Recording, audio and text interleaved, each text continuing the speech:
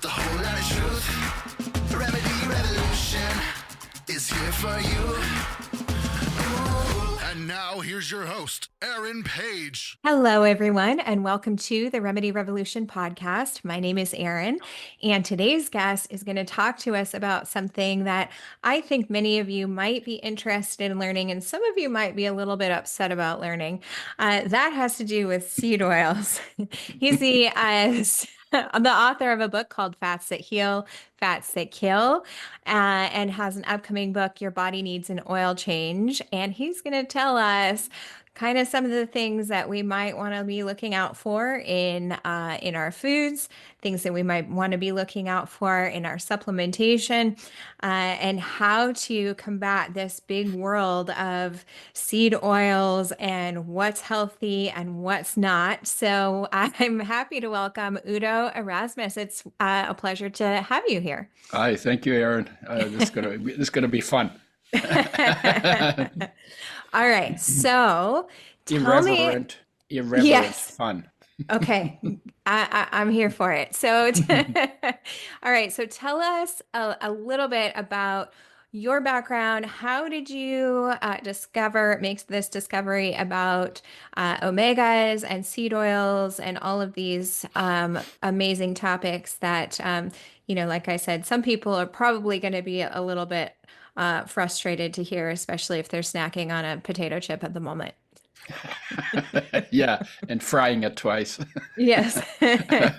Okay, well, the big story is I was born during the Second World War in Europe, in the middle of where all the craziness was.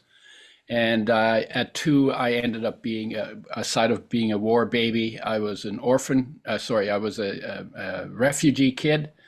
And then I became an orphan for a while, and then we finally made it out of the craziness. And it got me thinking really early how there must be a way that people can live in harmony. And I'm going to find out how. That came to me when I was 6 years old. So that's been my driver all my life. And of course, if you start looking at what do we most need to know in order to live in harmony, what's got to be, we got to know something about human nature, like what this is, who we are, right?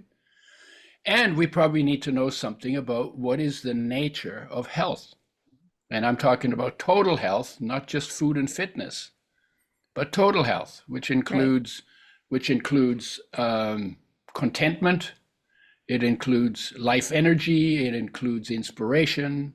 That would be the positive mind part, and then fuse the physical, and then protective, and then social, and then environmental, and then sort of big picture of the fact that every human being is a terminal condition living in an infinite universe, and yet it is completely amazing and magical, and I don't know all the good words for awesome and magnificent, that we get to have the human experience. So that's sort of the big picture for me. And I studied biological sciences because I wanted to know what life is, but you don't learn life in biology. You learn food and you learn form and function. And I did psychology because I wanted to know what soul is, but you don't learn soul in psychology. You learn thoughts, beliefs, and emotions. I wanted to know what health is, so I went to medicine because medicine is called healthcare, and I only learned about disease there. And I asked the dean, well, what is health? He said, he looked at me with such kind eyes, and he said, we don't know, we're working on it. But they're not actually working on it because they're always focused on disease. And if you want to know what health is, you actually need to look at what health is. Right. And I was learning more about health in biological sciences because you study normal creatures studying normally in normal situations. Then I was learning in medicine. So I went back into biochemistry and genetics, and then I left university. And long story, after that, I got poisoned by pesticides. After my marriage broke up and I wanted to kill something. So I took a job as a pesticide sprayer. It was really careless, really stupid. And 3 years later, I got poisoned and went to the doctor and said, what do you have for pesticide poisoning? And she said, nothing. And that's when the penny really dropped. I always knew that health is my responsibility. I mean, we've all heard that, I'm sure, right? Sure. But that's when the penny really dropped. I said, okay, I'm on my own here. Health is my responsibility. And so I took my background and started looking at health, everything I could find in science about health and nutrition, disease and nutrition.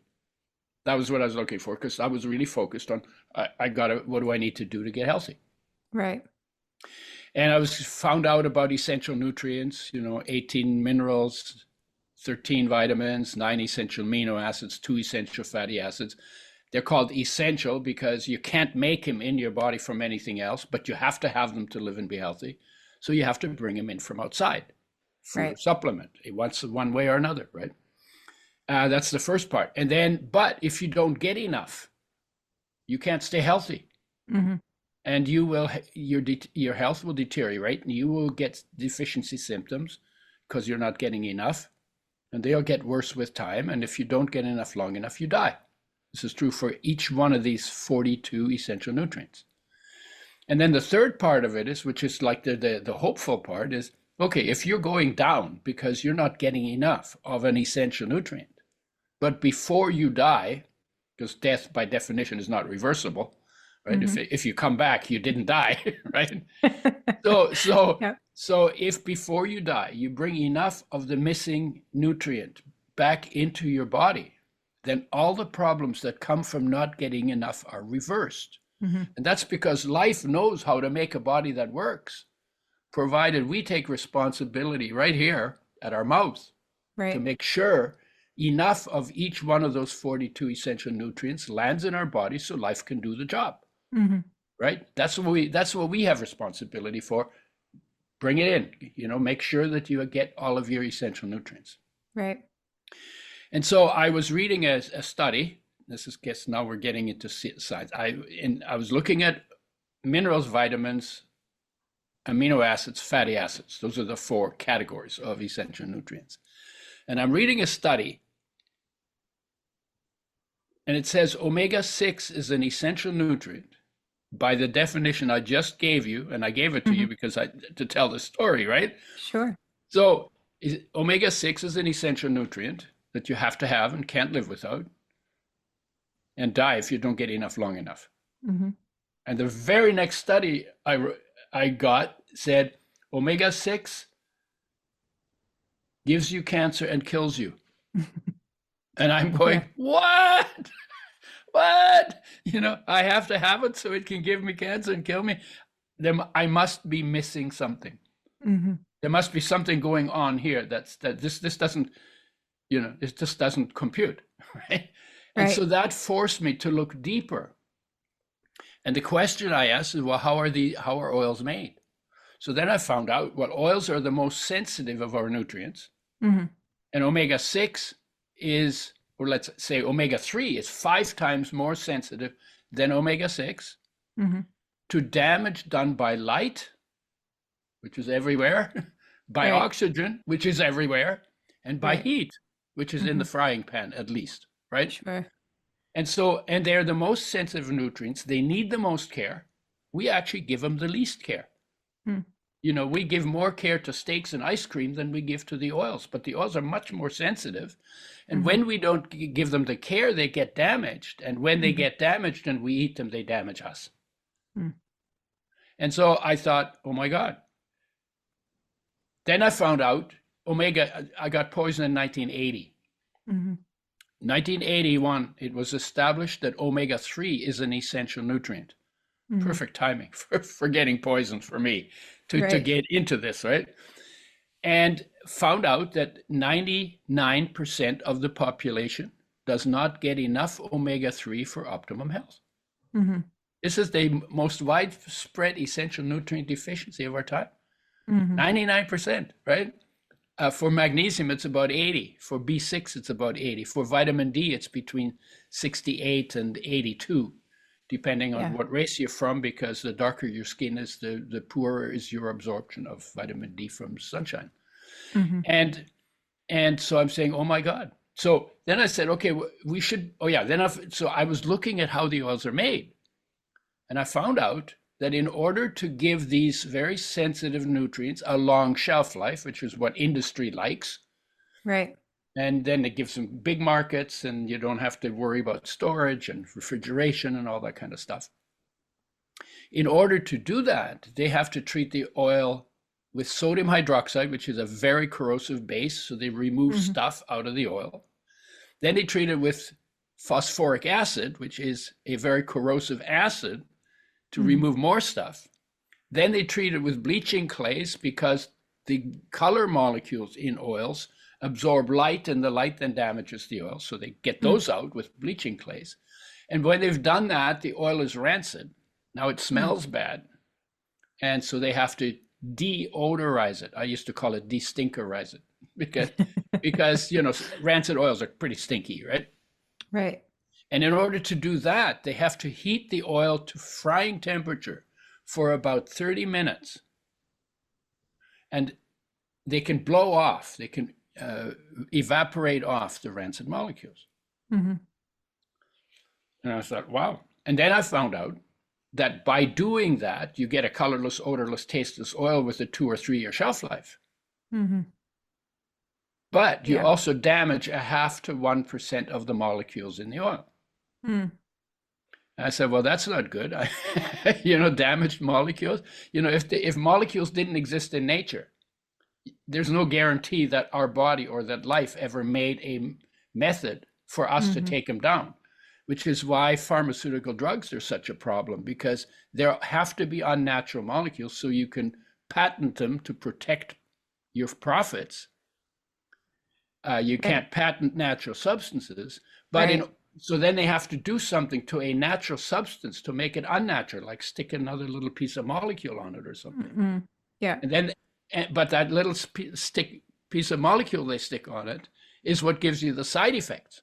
And that's why drugs have side effects, because they don't actually belong in the body. Right. As you think about it, wow, we live in a world of drug medicine. How did we? It's like what we were thinking. Right? Life, because health was invented by life in nature and is the result of living in line with nature and your nature. And so taking you back to the beginning, right? Where you started. And here we're making something that is out of line with nature. Right. And then using it to suppress symptoms, but we're not fixing the problem. Right. Okay, so then I thought, okay, so if we do this damage, I'm going to find out why that's okay. So I called the Oil Chemist Society, it's the umbrella organization for the oil industry. Said, I want to talk to a researcher. And I was trained in research, so I could have a conversation with him. So he got on the line and I said, so when you know that the way you treat the oils damages them, why do you do it? And he said, well, one of the reasons we do it is because we can get rid of half of the pesticides in the oil. And my head exploded again. I said, there's pesticides in the oil? I didn't know that. When I studied fats in university, they never talked about that. My God. So I didn't even know at that time that there were pesticides in oils. And I thought in my head, so then the question I asked him is, why don't you start with organically grown seeds? Then you don't have a pesticide poisoning problem that you need to damage the molecules to get rid of.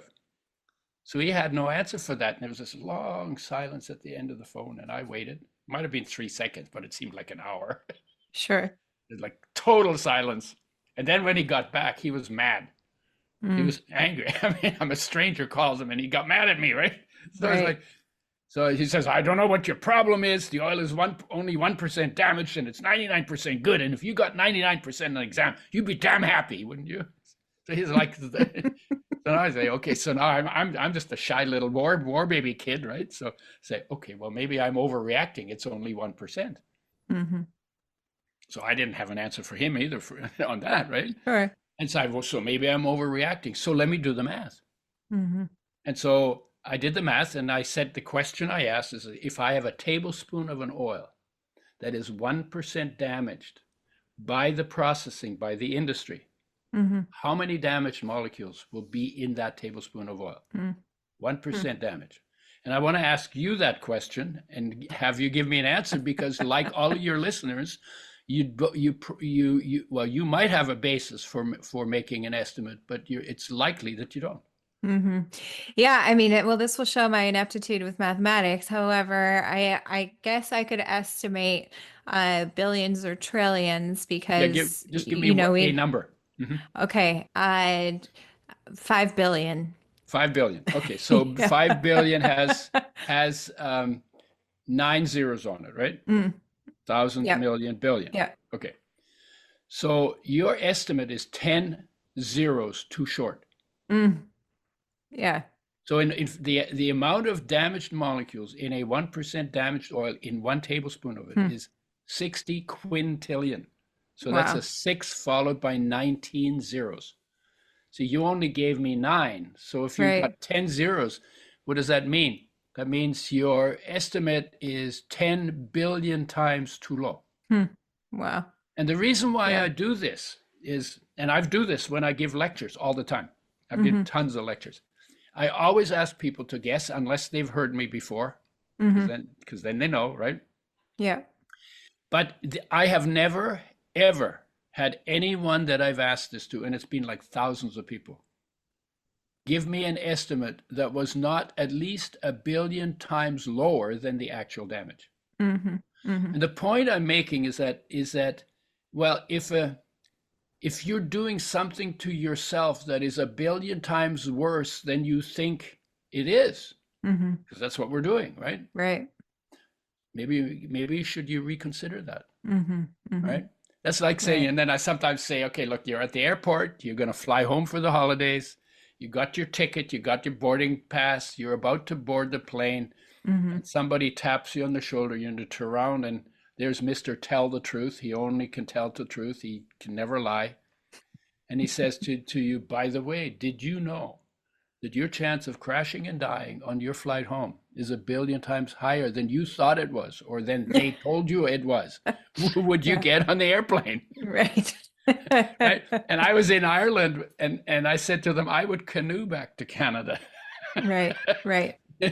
You know, and because it's important, like if you want to be healthy, you need to understand where the problems are.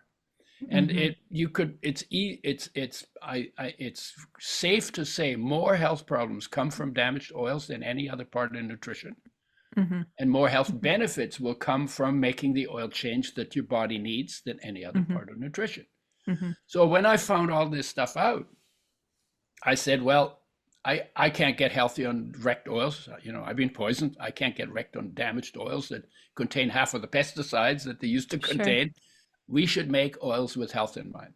And I was just desperate and crazy enough and farm boy enough to say, I'm going to make a method for making oils with health in mind. And what that requires is you have to make a very, very tight system where no light, no oxygen, and no heat gets to the oil from the time it's closed in the seed in nature's packaging, which is very effective, Right. all the way through the pressing, the filtering, the settling, the filling process, till it's in a brown glass bottle, because plastic leaches into oils quicker than into water. Right. In a brown glass bottle, in a box to cut out all the light, in the fridge, in the factory. And so we designed that system. And then we started making flax oil, because flax oil is the richest source of omega-3s. And omega-3 is the most widespread nutrient, essential nutrient deficiency. And then I became omega-6 deficient on flax oil, because the balance is important. But I didn't know that at the time, right? So I got dry eyes, skipped heartbeats, arthritis-like pain in my finger joints, and thin papery skin on flax oil when I made flax oil the only source of oil in my diet. And then when that happened, there's a long history about why I did that too, because, people were saying flax oil is the best source of both essential fatty acids. I didn't think it was true, but I didn't have proof. So I Mm-hmm. decided to do an experiment on my own body, right? Sure. And so then we decided to make a blend where the balance is right. They're both made with health in mind, Mm-hmm. and you use them. You put them in food after they come off the heat, because when you Mm-hmm. put oils in the frying pan, Mm-hmm. you probably the number of damaged molecules you get in a tablespoon, you ought to multiply that by another 5 times. Mm-hmm. And then there's the plastics in it, and then there's pesticides in the oil, and so Mm-hmm. and then you take not 1 tablespoon but 2 to 4 a day, Mm-hmm. and then you do that for 30 years. Mm-hmm. And the research says that when you burn foods, whether it's starch or protein or oils, when you Yeah. overheat them, all three of them, independent of each other, increase inflammation, which is behind Mm-hmm. just about everything that goes wrong in the body, Mm-hmm. and increase the risk of cancer. So So, I'm in the Hall of Fame in the Canadian Health Food Association for starting the industry of making oils with health in mind. okay, so let's something that you said earlier, I really didn't want to skip over that. So let's talk a little bit about this balance between omega-3s and omega-6s, because Yeah, that's, I think, something most people don't understand. yeah. Okay, so the two essential fatty acids, they're quite similar in structure. Mm-hmm. Linoleic acid, the omega-6, and alpha linolenic acid, the Mm-hmm. omega-3. The only difference between the two of them is alpha linolenic acid has 3 double bonds in the chain, Mm-hmm. and linoleic acid, the omega-6, has only 2. So that makes omega-3 more chemically active, Mm-hmm. because chemical activity increases with the number of double bonds in a molecule. Mm-hmm. Okay. But in the body, they have somewhat complementary and somewhat contradictory functions. Mm-hmm. But they use the same system, because the body takes in the essential fatty acids, and then in the body, the cells convert them into all kinds of different molecules with different function. And at the end of that, they both have very important hormone-like regulating substances in every one of our 60 trillion cells on a moment-to-moment, day-to-day basis, lifelong. That's probably their biggest issue. They also, omega-3s increase oxygen metabolism, so they increase oxidation rate and energy levels. And so athletes, when they get their fats right, they can increase their performance to exhaustion in their sport by 40 to Mm-hmm. 60% in 1 month. So Wow. just because, so they're very powerful. The highest energy molecule is omega-3. Mm-hmm. That's the one that 99% of the population isn't getting enough of. Right. And so they use the same enzyme system in the body to get elongated and desaturated and converted into Mm-hmm. all these different. There's probably, I don't know, between the two of them, there's probably 100, maybe even 150 different derivative molecules the body makes out of them. Mm-hmm. And because they use the same system, the balance between them has to be within a certain range. Because if you get too much of one, it'll crowd out the other, and then the other can't do its job. If you Right. get too much of the other, it'll crowd out the one, and then it can't do its job. Mm-hmm. So the Mm-hmm. balance between them is really important. And Mm-hmm. when people talk about oils, omega-6 oils being bad, that's not the problem. We're not getting Right. enough omega-3, Mm-hmm. and we're getting a ton of omega-6s, because most of our cooking oils and seed oils are high in omega-6 and have very Right. little, if any, omega-3. Mm-hmm. So we need to raise omega-3s, and we need to get the balance right. And Mm-hmm. you could almost say that and they may need to be undamaged, made with health in mind. You Sure. can say most of the problems we blame on omega-6s should be blamed on the damage done to them by industry, on the Mm-hmm. damage we do to them in food preparation, Mm-hmm. and lack of omega-3s, or Mm-hmm. not having the balance between them right. Mm-hmm. And when you get them made with health in mind and you get the balance right, then at 83, you're going to look like me. Mm-hmm. I use them every day. Every Nice. day. Now, I don't fail ever a day, because they're essential. Yeah. Yeah. And I have tons of energy, and my brain still works. You know, I'm still firing on at least two cylinders, right? Well, And so that's good. yeah, and I've been doing this for like I started in 1980, so we Hmm. started making flax oil in 1986. So I've been doing this for almost 40 years. Hmm. My skin is really nice. They form a barrier in the skin against the loss of moisture. Then you don't need gunk on the outside if you optimize your intake. That's Right. how we measure optimum, because skin gets them last and loses them first. Super important in pregnancy for brain development and brain Right. function and the mother's brain maintenance. Hmm. And most women don't get enough, so their children deplete them. Each Hmm. one depletes her further. Each Right. one gets less than the previous child. This has all Hmm. been shown in research.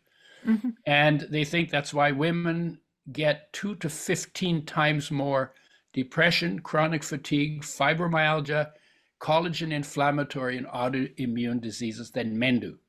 And Mm. they say it's because of depletion of essential fatty acids during childbearing that they're Hmm. set up for these conditions in a way that men are not, because men never get pregnant. Right. And Right. so they say women need to make sure they get a reliable source of both essential fatty acids in their diet, both for their own health and the health of their children. Hmm. Okay, so I know the next question that most of my listeners are going to have are let's talk practicality. So, Yeah. when we're utilizing omegas in our diet, are we what's the best way to do that? And also to ensure that, for example, we're not intaking too many of those denatured oils that you might get on the grocery store shelf. Um, into our bodies and upsetting that balance. Yeah. So like practicality, what should we be doing as far as introducing the omegas into the diet, but also on a very basic level, like how do we cook, those kinds of things. Yeah. Well, the way I look at when I look at health, I look at how was it in nature before Hmm. we got civilized. Hmm. And before we got civilized, fresh, whole, raw, organic. Hmm. So there was no cooking, Hmm. right? And every creature eats like that except for us. Hmm. You never see a squirrel with a frying pan, right? You might see a squirrel in a frying pan, but you're not going to see a squirrel with a frying pan, right? Right, right. So that's that is nature's standard Hmm. for how to eat. Well, then, and so when you ask the question, well, how should I cook? Hmm. Well, according to Mother Nature, you shouldn't cook. Right, You should right. eat raw, right? And so wherever you are in your cooking habits, Hmm. you want to begin to take steps in the direction of fresh, whole, raw, organic, and Hmm. then local, sun ripe, and for humans, probably mostly um, plant-based, because Hmm. uh, when the hunters had rocks to hunt with, they came home empty-handed most of the time. So Hmm. then they ate Hmm. vegetables because they don't run away and they don't fight back, and vegetables are very easy to hunt down and kill, Hmm. right? So in and then if you're used to frying foods, well then go to cooking foods. Like when I was a kid, Hmm. cooking meant in water. Hmm. Now cooking usually means in oil. Hmm. So the term has changed in its meaning Right. because our habits have changed and the industry has supported that change in meaning, Hmm. right? Hmm. Because that's good for the industry. If cooking means with oil, then every time you talk about cooking, you think about your bottle of oil, right? Right. And that's good because you're going to remember to buy that bottle of oil whenever whenever you need to. Hmm. So um, so fresh, whole, raw, organic would be the place to aim for. Hmm. And then you go from deep frying to maybe like just quick stir frying like they do in China, because they Hmm. put their poop on the land, Hmm. and then you get parasites on the food, and then you want to Hmm. kill the parasites, so they do a flash fry where they just Right. really overheat the outside. The inside is not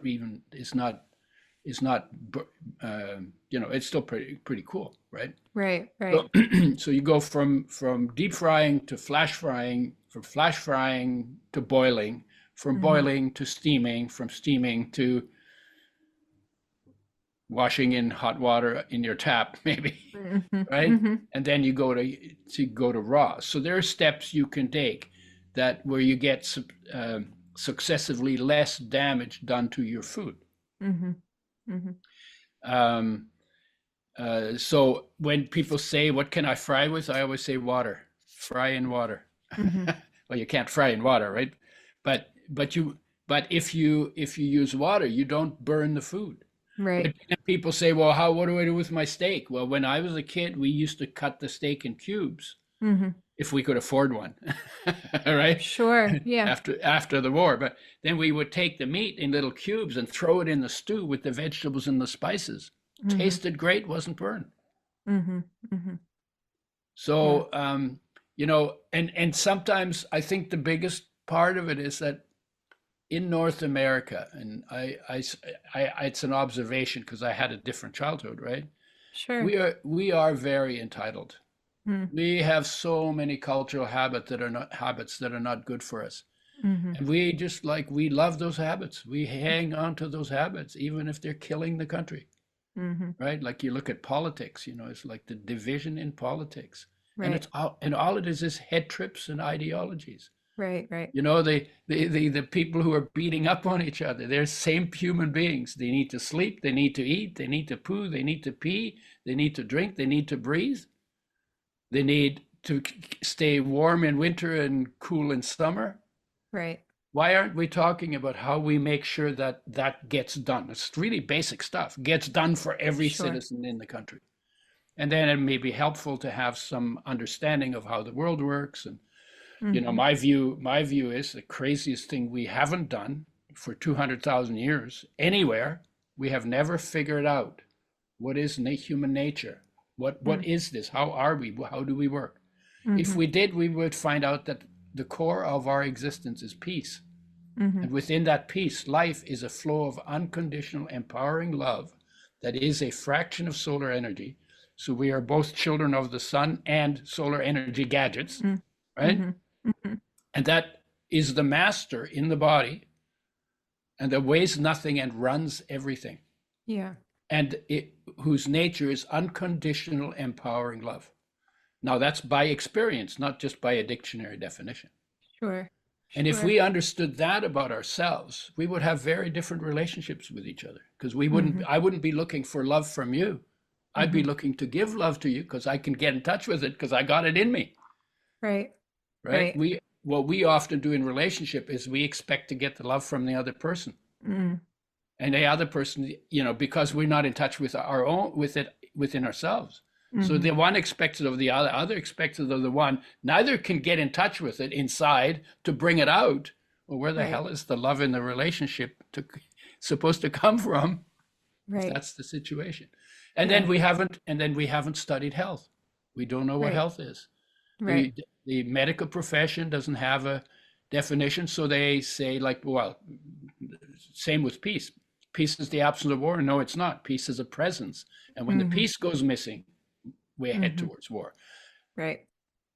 Life is a presence. Health Mm-hmm. is a presence. It has principles and components that when those are in Right. place, illness leaves the building, Mm-hmm. right? The building called the body, right?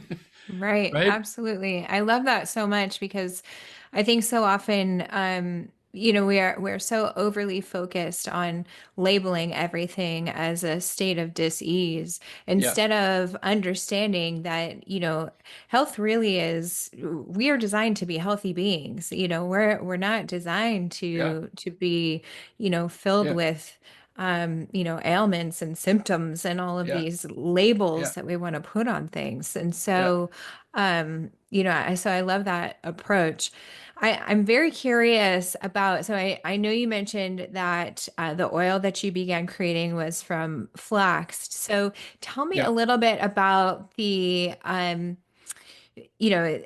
other types of oils and what kinds of Yeah. things Oh, yeah. we want to look for in, a healthy, nutritive oil, like fish oils, for example. I'm curious to hear your thoughts on that. Yeah. Okay. Fish oil omega-3s are Mm-hmm. 5 times more sensitive to damage than the plant omega-3s, Mm-hmm. which are 5 times more sensitive than the omega-6. So they're Mm-hmm. super, super.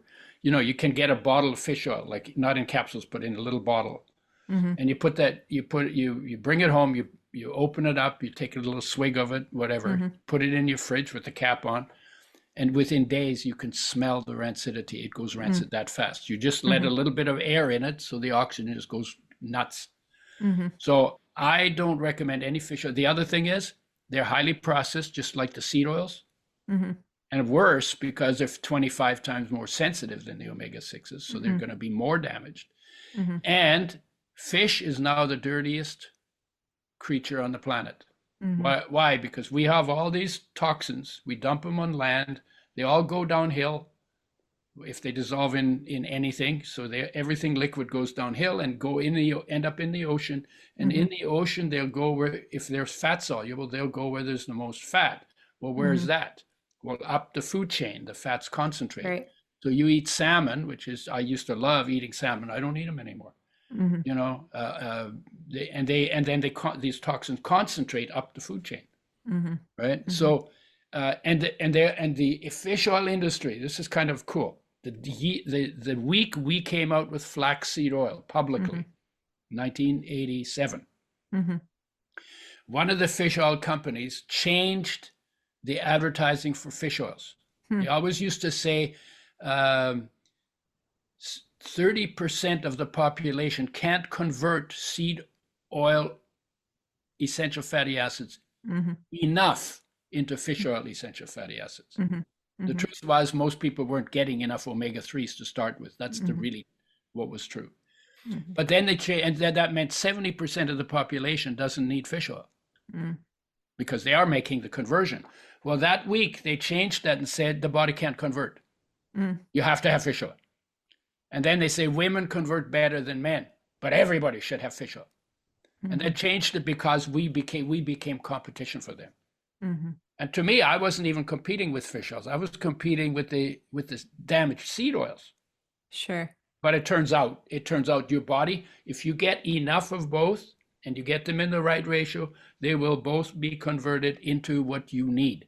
Since it's the same system that does the conversion. If people say, well, you can't convert omega-3s, well, how come you can convert the omega-6s? They're using the same system. But the difference is only we're getting a lot of omega-6s, so you're getting enough starting material, and you're not getting enough omega-3 starting material. So I'm not a friend of fish oil, and I am out to prove I don't take any fish oil or eat any fish, haven't for years. And I'm out to prove that. Some people say, oh, when you get older, your conversion gets a bit worse. Yeah, if you're eating poisons and you're getting more and more poisoned as you get older, yeah, then that might be true. Right. So don't poison yourself. And I'm out to prove that it doesn't matter how old you get, the conversion continues to happen. I don't have any, I'm 83. I don't have any inflammatory issues. I don't have any joint problems. I don't have any pain in my body unless I bang into something, which I still do sometimes. Of course, I think we all do. So I am curious about I think so many people don't understand. I mean, I know you've done a great job in the initial conversation talking about, the dangers of some of these oils, but I do think there's probably, and I could be wrong about this, a degree of healthfulness when it comes to some of these oils. For example, like if you've got a totally denatured vegetable oil or corn oil or something like that versus, an organic, bottled, I don't know, like a coconut oil or a pure olive oil or something like that, where it's, So, and we were talking, I didn't finish answering your question. So what do? Well, all the oils came from seeds and nuts mostly. Pretty much, right? So that's nature's starting place for them. They should be organic, they should not be roasted, and they should not be salted. Because often people take old seeds and they salt them and roast them, then you don't notice the rancidity and you don't notice the deterioration. So I wouldn't do that. Get fresh seeds and nuts, organic, eat those or blend them, put them in shakes and smoothies or whatever. And of the sources of omega-3, flax is the single most affordable high source of omega-3, Mm-hmm. and any seed has omega-6s in it. Mm-hmm. What we did is we took 9 different pieces, put them together so that we got the ratio right. They're both made with health in mind, because I tell people to get off the old omega-6 oils that are damaged. Mm-hmm. So, and the issue is not the omega-6. You want to get rid of omega-6s. You want to get rid of the damage. Right. And the people who tell you omega-6 and seed oils are bad, they haven't done the homework. They haven't looked at where the damage comes from. The damage comes from industry processing and our food preparation. Blame the damage for the damage, not the seed oil. The seed oil, the omega-6s are essential nutrients. You have to have them. So what we did is we put it together so that you get the right ratio, you get the same amounts, you get an oil, so you have that convenience. It's in glass, so you don't have any plastics in it.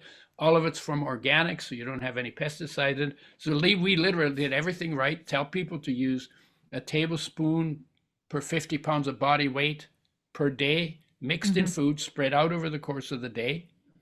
And you need more in winter, because your skin gets drier in winter than in summer. So I use maybe 4 tablespoons in winter and 2 or 3 in summer. If you use more than you need in summer, you might sweat a little more, because they increase your metabolic rate. In winter, that's really good, because you burn that and keep warm. I used to be very cold sensitive before I used omega-3s. Now I walk around in my t-shirt in winter.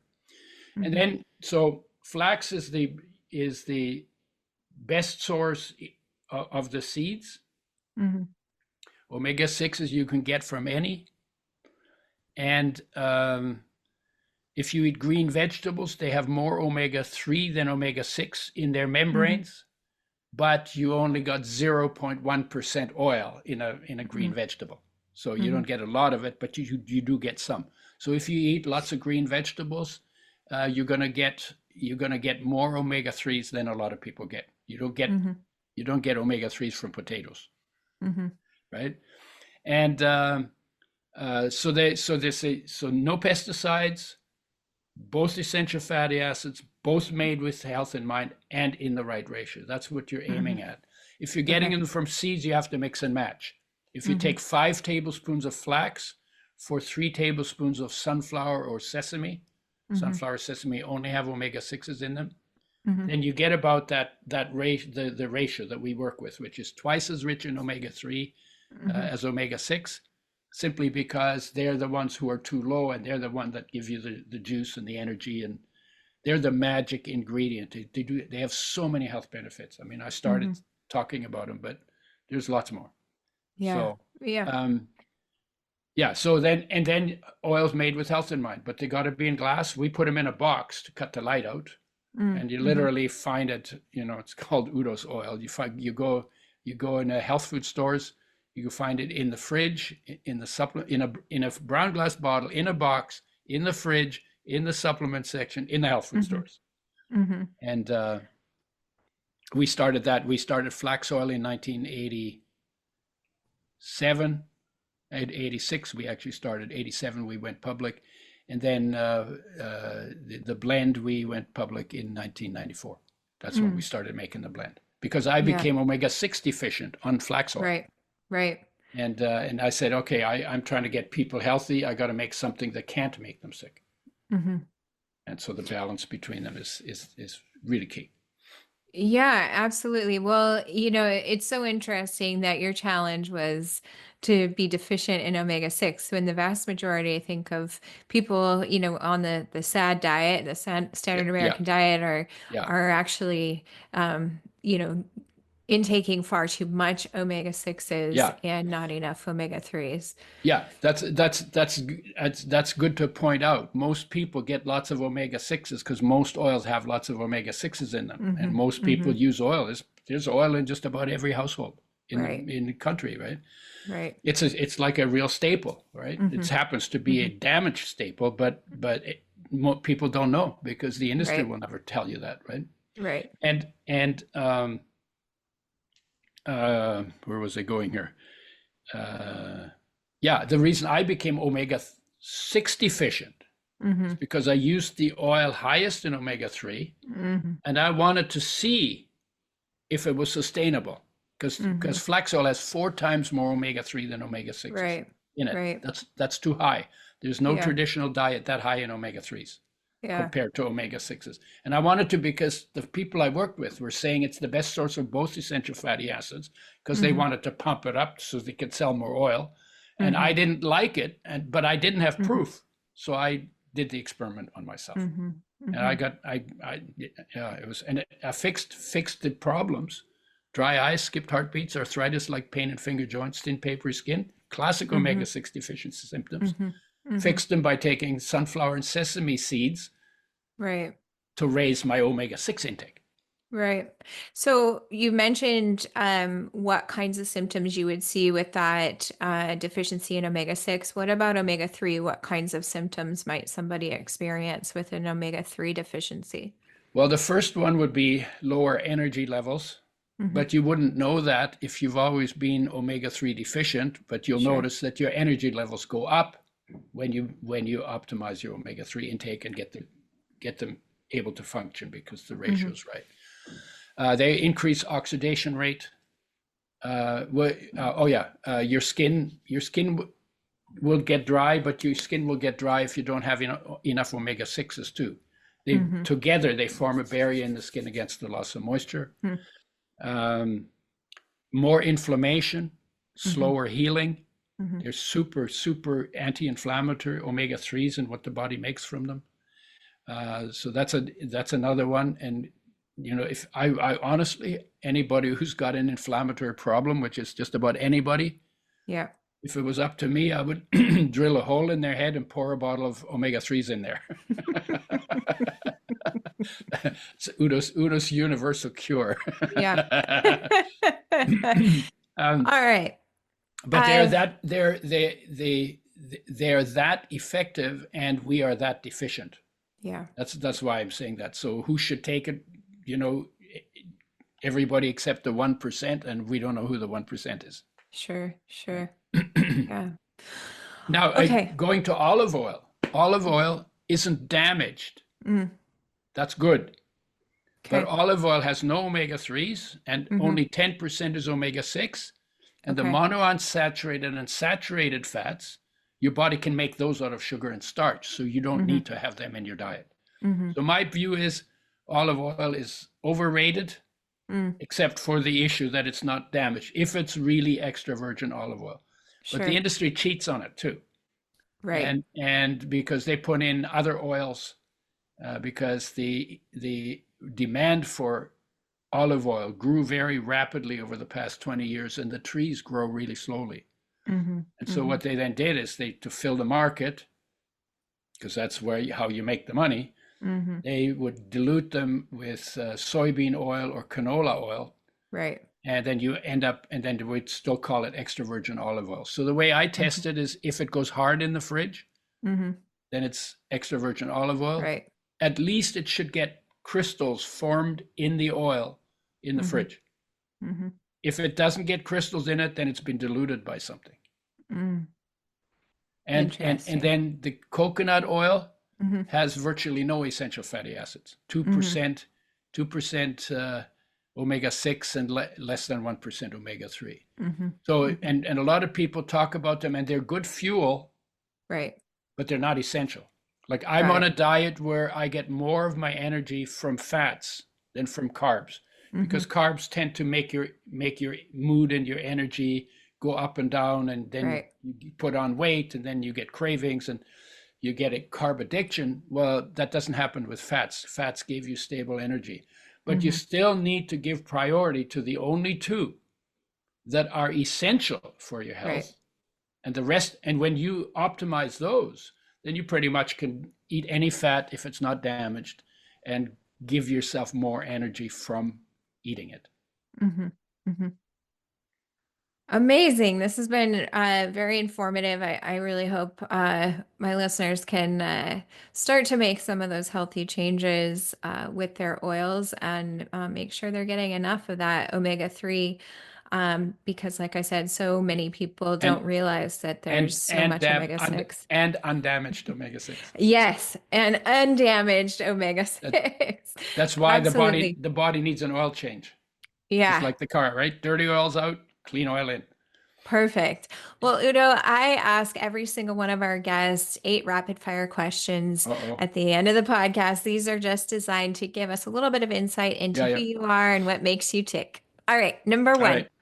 if you could choose only one natural remedy for the rest of your life, what would it be?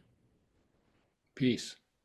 Hmm, I like Yeah, that. we don't think of peace as natural, but it is actually the it is actually, peace is everywhere. The Mm-hmm. universe, there's more peace than any other commodity in the Mm, universe. But you don't know that if peace in you is not doing the looking. And to get to the mm, peace in you, you need to sit still mm-hmm. and you need to bring your focus inside. Right? And then when Absolutely. you see that, say, oh my God, peace is everywhere. Right. Galaxies explode in peace and peace is not affected. Mm-hmm. Wars take place in peace and peace is not affected. Yeah. Yeah. But Yeah. we're Well, affected. And we, instead of putting peace into peace, we sometimes choose to put war into peace. mm-hmm. That's a stupid head trip. You're my enemy. I'm going to kill you.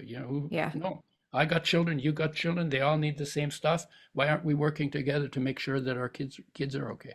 Yeah. Well, we choose Anyway, to surround peace. ourselves in chaos. So, Yeah, you yeah. know, It's self-made. It's all self-made. yes. All the Yeah. problem, most of the problems we have these days are not problems of nature being hostile. It's Right. about us being hostile to Yeah. ourselves and each other. Mm-hmm. Really. Mm-hmm. All right. Number two, tell us something most people don't know about you. Okay. I discovered in 1969 one day that I'm ashamed of my body, Mm, and I didn't know why. mm-hmm. Because I was studying biology and you look at creatures and there's no shame. You talk about all body parts and functions and everything. There's no shame in it. I'm Mm-hmm. ashamed of my body. And it was like, I don't know where I got that from. Maybe from my parents, maybe Mm-hmm. from my mother. I don't know. She had some experiences that might have, and then I sucked it up with mother's milk, you might say. And Sure. and then I decided, well, how do I fix it? And my answer came to me: get used to being naked in public. So Mm. I started a nude beach. And after 2 years of hanging out there, I am not ashamed of my body anymore. So I left. The beach is still there. Well, that was the time for it in the 60s for sure. 69. Yeah, yeah. I Yeah. don't think you could do it now, but it's like, anyway. All right, number three, if I were to compile a playlist of happy music, what song would you suggest be added? Oh God. I love I love classical, but not all classical. Hmm. I love jazz, Hmm. more slow jazz than hyperactive jazz. And I love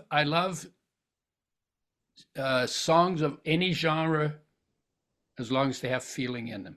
Mm-hmm. And I have a favorite uh, singer. Hmm. Her name is Sissel. Hmm.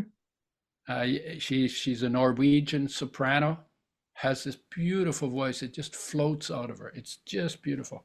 And some people call her my girlfriend because I'm so into her. And sometimes if I just want to chill, I just turn on and listen to a few of her songs. Yeah. If you go to Google and put Sissel, Sissel, Hmm. space 2017, Hmm. you get about 124 songs that you can just listen to them one after another. And she plays some classic, lots of love songs, lots of Yeah. uh, some probably does some good Christmas songs. Hmm. Just beautiful, just beautiful. Nice. Um, yeah. All right, number But I four, like Mozart and Vivaldi and Beethoven's Ninth is awesome, and yeah. Handel's water music and the Mm. fireworks, awesome. There's a Yeah, lot of really, really beautiful music on this planet. absolutely. And All right, number four, what is your favorite guilty pleasure? I don't have a guilty pleasure, literally. Yeah. I don't function on guilt at all. Mm. You Yeah. know, I used to say to people that, you know, when God was handing out guilt, I was in the corner taking a pee and he missed me. But I'm not mean either. I'm not Yeah. heartless, you know, Yeah. but I think guilty pleasure. Yeah, it wasn't, you know, I mean, when I was younger, I said some things that weren't kind to people. Mm. And what's interesting is it always hurt me here Mm-hmm. when I did that. Mm-hmm. Just like it feels good here when I help, Right. you know, so we're wired for that. But Mm-hmm. I wouldn't say that any of that, well, yeah, I guess maybe I felt guilty for 40 years and then I wrote apology letters. Yeah. Yeah. So you know what? There was a time when I could have supported you and I was not kind to you. And it's been Sure. on my mind. Yeah, I did that and it wasn't cool. And I'm sorry. Nice. Yeah. Well, uh, that's an amazing feat, I think, for many of us. So many people, I think, just ignore. Well, if Uh, it's still on your if it's still on your mind 40 years later, you probably need to write an apology letter. yeah, yeah. If anything, just for yourself, right? Well, All right. you're doing it for yourself. Because she probably didn't think about it as much as I did. Absolutely. Yeah. All right. Number five. What is the most influential book you've ever read? Oh my God. I would say if it's now, I've had lots of. You should see my library. I got tons of books. Yeah. There's a book called Hear Yourself. Hear Yourself. Mm-hmm. You know, hear, listen, like hear yourself. Mm-hmm. How to find peace in a noisy world. And that's a really good one to read now. But I lean towards poetry, Mm-hmm. nature studies, and some of the works of the great masters. So, you Mm-hmm. know, Buddha, Christ, Krishna, Lao Tzu, Mm-hmm. Huang Po. There's a whole bunch of those. And I like it because they're as close as to what we have about human nature. Yeah. Because I think of them as teachers of human nature. Mm-hmm. But Mm-hmm. we've never formalized that into our educational institutions. And most religions don't teach human nature. They just teach obedience. Mm. And I'm talking about, no, this is like the master lives within you. Life Right. is the master. That is the master. That's what the masters talked about because they were in touch with that. Mm-hmm. Then they talked to that in other people. So the Mm-hmm. master is within you. You need to take some time to sit with the master and feel what it feels like and discover what is within you that Mm-hmm. makes you a human being. It's beautiful in there. It's more beautiful Absolutely. in there than anywhere else in the world. All right. Number six. What does the word revolution mean to you? Well, revolution naturally means going around in circles. Mm. I saw that question. I said, yeah. And actually, I would call it evolution rather than revolution because Mm. my thought is this: all the revolutions in the world have failed, Mm. and the Mm-hmm. reason they failed, I'm talking now mostly political. The Right. reason why they failed is that the people who did the revolutions, like Mao and those guys, right? Mm-hmm. They knew what they hated. Mm. They didn't have a clue what they wanted to replace it with. Mm-hmm. So it's kind of like, okay, we want to kill all disease on the planet, Mm-hmm. but we don't know what health is, and we don't want to teach people how to live in line with the principles and the components of health. Mm-hmm. Well, that's not going to work. So all the revolutions failed. When he won the revolution, Mm-hmm. Mao, and then started being the ruler, he didn't have a clue about how to run a country. Mm-hmm. And he did some really stupid things, like 30,000 people died because he declared war on sparrows. Mm-hmm. And he had 100 million people standing with rattles in the fields to scare the sparrows. And the sparrows couldn't land because they were, you know, they're tiny and they're afraid. They would literally fly until they fell down dead. And then they would pick up dead sparrows by the truckload. And then what happened is these insects that the sparrows used to eat Mm-hmm. started eating all the grains. Mm-hmm. And they ended up with a famine that killed 30 million people. Mm-hmm. And so the idea is like everybody who's a warrior, there's a time where you have to fight about things. But Right. if you're going to be a warrior, you'd better also know what you're going to replace it with when you win. Because otherwise you're going to just do the same stupid things and you just end up in the same place again. Yeah. And in It's a the way, I would difference. say that too, like there's a lot of good war going on in the US. Mhm. And I would put Kennedy in that place. I find him very grounded and Mhm. not oppositional, Mhm. but looking for truth. Right. And there's a Right. whole bunch of people like that in the US. I have a Right. lot of respect for the fact that corruption needs to be exposed, but all of those people are weak, it Mhm. seems to me. Mhm. They should all come Mhm. and talk to me. They're weak on designing what it would look like Right. to have a system that doesn't create those problems. And Yeah, that it's would the have to do with, difference you have to teach between, health yeah. instead of just suppressing disease. Yeah. You'd have to Yeah. teach peace instead of just putting people in jail, Right. right? Right. And so Yeah.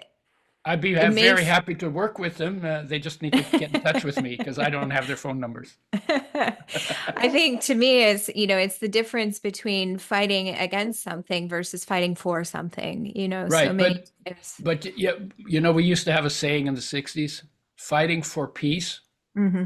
is Hmm. like having sex for chastity. Right, right. Only we said it in four-letter Yeah, words. yeah, Right. yeah. And so, or there's like a Nietzsche had a saying, he said, when you fight evil, Hmm. make sure that you don't become like the evil you're fighting. Right, right. So, and Martin Luther King says, darkness doesn't drive out darkness, only light can do that. Absolutely. Hate can't drive out hate, only love can do that. Hmm. So the fighting is like it's like in my vocabulary, it's a bad word because I came out of Hmm. a war, right? And Sure. so why are we fighting for peace? Hmm. Hmm. Why aren't we being peaceful for peace? Hmm. Hmm. Why aren't we healing for health instead of Hmm. fighting? You're always fighting the enemy, but the Yeah. enemy is the absence of the good, Right, right. right? So why, Absolutely. so in that sense, I like the word evolution because it means turning out from within, Hmm. right? Hmm. And if I have peace in my life, I can literally turn that peace into the world from within. I Hmm. didn't, and peace calms people down, Hmm.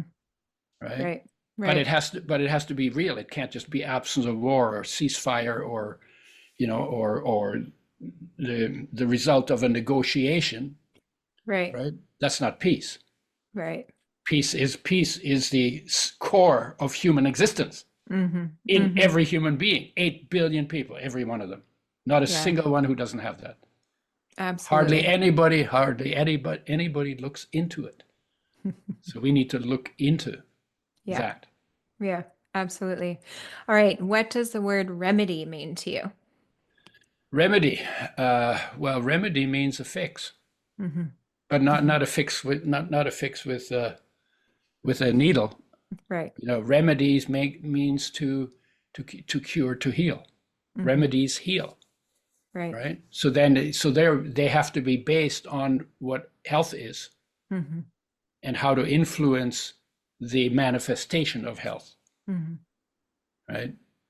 So that's yeah, and of course, remedy in naturopathy is the minuscule doses of things that trigger something that trigger healing principles in the body, Right. right? Right. Yeah. Absolutely. All right. Lastly, if you could impart one piece of wisdom onto our listeners, what would that be? Oh, you want a leader in your life? Mm. The leader in your life is life. You have access to the same leader as every other human being on the Mm-hmm. planet. And if we all followed that leader, we wouldn't have to go to experts that confuse us and do it for other agendas. Mm-hmm. And the master within you is waiting for you to come home to discover it because the master is not male or female. And whenever you feel heartache,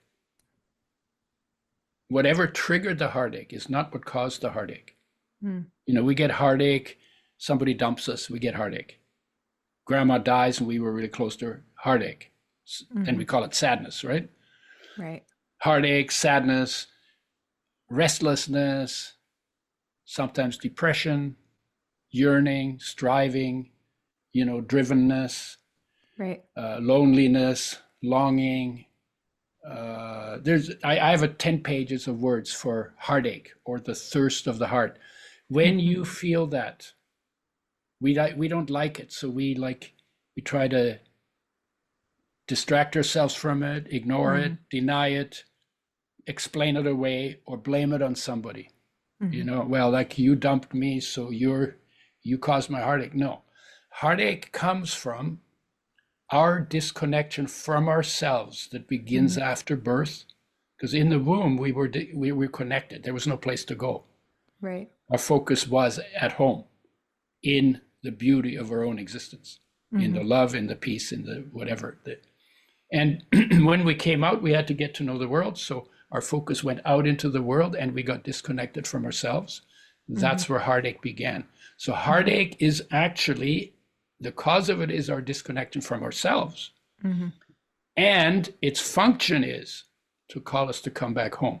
Because when you get heartache, pulls you out of your head, puts you into your body, and that far behind the heartache is the love that you thought you were going to get outside from something that changes.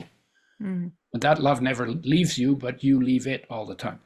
Yeah. So you bring your focus home, and a stillness practice is the way, pretty much is the way you have to go about it, whether you call it meditation or self-knowledge or mindfulness, but time where you're just with yourself. You leave the outside, and you bring your focus into presence.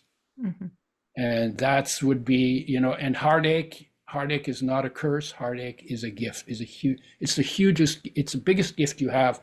It's like thirst that makes water relevant, and hunger that makes food relevant, and needing to pee that makes the toilet relevant, and tiredness that makes sleep relevant. Right. Heartache makes peace and love relevant. And it's a call to come home. I love that. All right, Udo, where can people find out more information about accessing your oils and your books and all of those things? My website, udoerasmus.com. I have a YouTube channel. There's lots of stuff on oils on that. I'm on Facebook. I'm on Instagram. I'm on LinkedIn. If you write in UDO, because that's my crazy name that I was always had a problem with as a teenager. But it's unique enough that I don't need SEO. I show up on the first page on Google, UDO. There's a few other Udos around, but not many. Yeah. And if you do Udo Erasmus, most of the first page will be me. So I'm not hard to find, and I've got some podcasts on my website that I've done before. I've probably done 700, something like that. And amazing. You find some, if you write Udo Erasmus /podcast, you might find some as well. And there's lots. There's if you look Udo's oil, literally Udo's oil, picture will show up on Google. Wonderful. Yeah. All right. All right, Udo, thank you so much for being here today. I've appreciated your time very much. Thank you all for listening, and we will see you next time. Take care. And thank you for doing this.